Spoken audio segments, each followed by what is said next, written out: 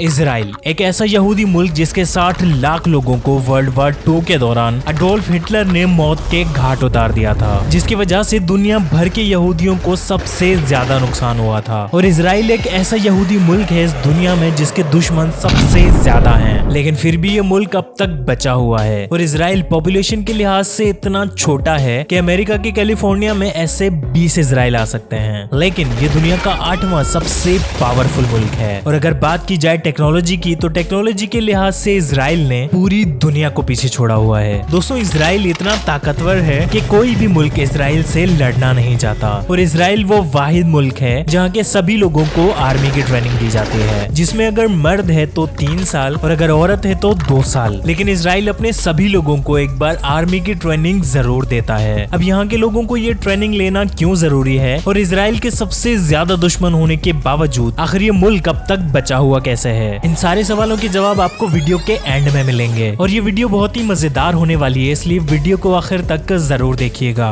तो मैं हूं अजहर और सुपर स्टोरी में एक बार फिर से आप सभी को वेलकम। और हाँ, वीडियो में आगे बढ़ने से पहले do subscribe for more videos of Super Story. जी हाँ, हमने इस चैनल का नाम बदल कर सुपर स्टोरी कर दिया है। तो ये बात है आज से 83 साल पहले की, यानी कि 1 सितंबर साल 1939 की, जब वर्ल्ड वॉर 2 के दौरान नाजी गवर्नमेंट अडोल्फ हिटलर ने 60 लाख यहूदियों को मौत के घाट उतार दिया था। और तब इन यहूदियों के पास अपना कोई मुल्क नहीं था, बल्कि ये यहूदी पूरी दुनिया में फैले हुए थे। और अडोल्फ हिटलर की नाजी आर्मी इन यहूदियों को मारती गई और वर्ल्ड वॉर 2 खत्म होने तक 6 मिलियन यानी कि 60 लाख से भी ज्यादा यहूदी मारे जा चुके थे। अब वहीं इन यहूदियों ने इसके बाद से अपने लिए एक अलग मुल्क बनाने की डिमांड की, और उसी दौरान इजराइल फलस्तीन से अलग हुआ और इसे नाम मिला स्टेट ऑफ इजराइल। तब से इजराइल के आसपास के मुस्लिम मुल्क इजराइल के दुश्मन बन गए। अब अगर बात करें इजराइल की पॉपुलेशन की, तो इजराइल की टोटल पॉपुलेशन तकरीबन 94 लाख के आसपास है, जिसमें से 39 लाख लोग सिर्फ इजराइल आर्मी में हैं। दोस्तों, इजराइल ने अपनी आर्मी इंटरनली इतनी स्ट्रॉन्ग बना दी है कि आज पूरी दुनिया इनसे डरती है। आज इन्होंने इतने वेपन्स तैयार कर लिए हैं अपनी आर्मी के लिए, जिन्हें ना सिर्फ ये खुद इस्तेमाल करते हैं, बल्कि ये अपने हथियार एक्सपोर्ट करते हैं पूरी दुनिया में। इसके अलावा दोस्तों, इजराइल वो वाहिद मुल्क है इस दुनिया में जिसने एंटी बैलिस्टिक मिसाइल सिस्टम से अपने आप को कवर कर लिया है, क्योंकि इजराइल ये अच्छे से जानता है कि उसके आसपास बहुत सारे दुश्मन हैं, और अगर किसी दुश्मन ने इजराइल पर हमला कर दिया तो ये एंटी बैलिस्टिक मिसाइल सिस्टम हर चीज को हवा में ही खत्म कर देगा, और कोई मिसाइल या रॉकेट इजराइल की जमीन को छू भी नहीं सकता। और इजराइल ने अपने मुल्क में ऐसे बंकर बनाए हुए हैं कि अगर इजराइल पर कोई हमला होगा तो पूरे मुल्क में एक सायरन बज जाएगा, और तब लोगों की जान बचाएंगे ये बंकर। आपको बता दें कि ये बंकर पूरे मुल्क में बने हुए हैं, जैसे कि घर में, ऑफिस में, बिल्डिंग में, मॉल में, इवन आप कहीं भी चले जाओ, यहाँ तक के खेलने के मैदान में भी बंकर बने हुए हैं। और ये बंकर ऐसे हैं कि आप इनके अंदर चले जाएं और आपको कोई खत्म नहीं कर सकता। और यहाँ तक कि इजराइल ने ऐसी बिल्डिंग्स बना दी हैं जो किसी भी बॉम्ब ब्लास्ट को आराम से झेल सकती हैं। दोस्तों, इतना सब करने के बाद भी इजराइल रुका नहीं। इजराइल की खास बात ये है कि ये टेक्नोलॉजी बनाते हैं और उसे पहले खुद इस्तेमाल करते हैं, उसके बाद पूरी दुनिया में जो इनके खास दोस्त होते हैं उनको एक्सपोर्ट करते हैं। और अमेरिका के बाद अपनी जीडीपी का सबसे बड़ा हिस्सा इनोवेशन में लगाने वाला दूसरा मुल्क इजराइल है। और यही वजह है कि आज दुनिया भर की बड़ी कंपनियां अपनी हर चीज का इनोवेशन इजराइल में करते हैं। आपको पता है कि माइक्रोसॉफ्ट की विंडोज कहाँ बनी थी? तो आपको बता दें कि माइक्रोसॉफ्ट यूएस में नहीं बल्कि इजराइल में बनी थी। और दुनिया की सबसे बड़ी टेक्नोलॉजी कंपनी सिस्को ने भी अपनी टेक्नोलॉजी इजराइल में बनाई थी। और दुनिया का सबसे पहला मोटरोला फोन जो कि 1 किलो से भी भारी था, उसे इनोवेट करके मेट्रोला ने सबसे पहला छोटा फोन भी इजराइल में बनाया था। इसके अलावा यूएसबी और यूएसबी पोर्ट जिसमें हम अपना डेटा रखते हैं और उसे ट्रांसफर करते हैं, वो पेन ड्राइव भी पहली बार इजराइल में बनी थी। और जब आईबीएम को अपना सबसे बड़ा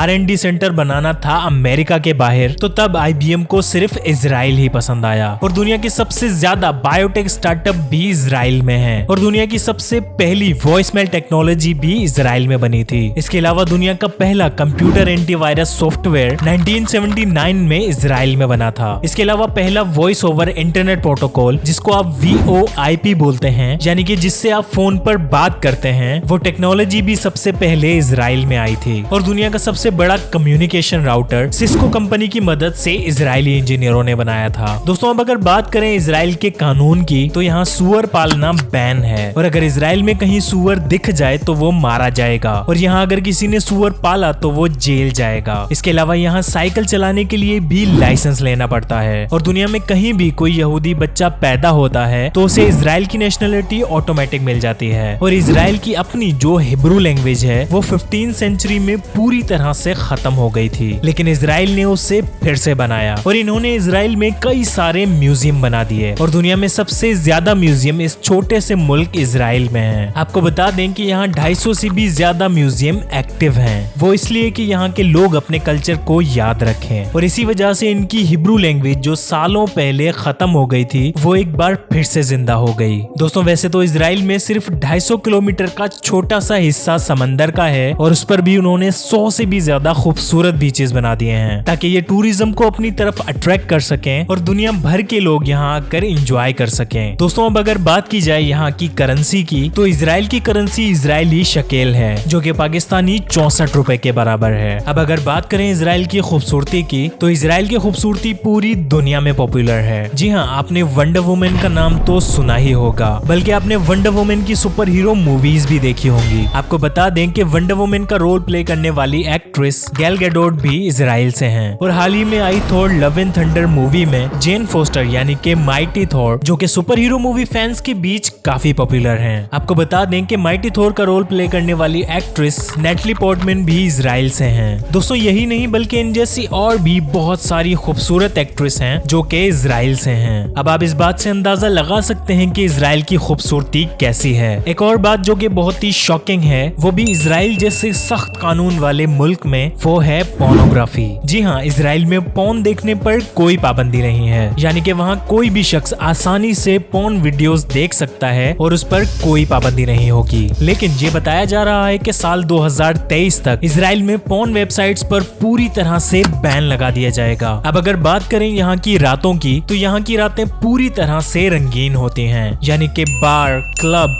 कसिनो और जो भी नाइट लाइफ एक्टिविटीज हैं वो सब होती हैं। आपको बता दें कि यहाँ के लोग खानों के बहुत शौकीन हैं, खास करके किसी बड़े रेस्टोरेंट या फिर यहाँ के फेमस खाने इजरायली स्ट्रीट फूड के, जिसे यहाँ के लोग बहुत ही शौक से खाते हैं। दोस्तों आपको पता है कि इजराइल में सिर्फ यहूदी नहीं रहते। जी हाँ, इजराइल में 80% जूइश यानी कि यहूदी और 20% मुस्लिम हैं, यानी कि अरब और फलस्तीनी, और ये सब इजराइल की गवर्नमेंट के अंडर रहते हैं, वो भी इजरायली नेशनलिटी और इजरायली पासपोर्ट के साथ। अब ऐसा इसलिए कि यहाँ पहले इजराइल नहीं बल्कि फलस्तीन था और इजराइल ने फलस्तीन में जंग छेड़कर और वहाँ कत्ले आम मचाकर खुद को फलस्तीन से अलग कर लिया और तब से लेकर आज तक इजराइल फलस्तीन पर आए दिन हमले करता रहता है ताकि वो पूरे फलस्तीन पर कब्जा करके इजराइल को और बड़ा बना सके। और तब से लेकर आज तक जो अरब और फलस्तीनी मुस्लिम इजराइल में थे वो आज भी इजराइल में हैं, वो भी इजरायली नेशनलिटी और इजरायली पासपोर्ट के साथ।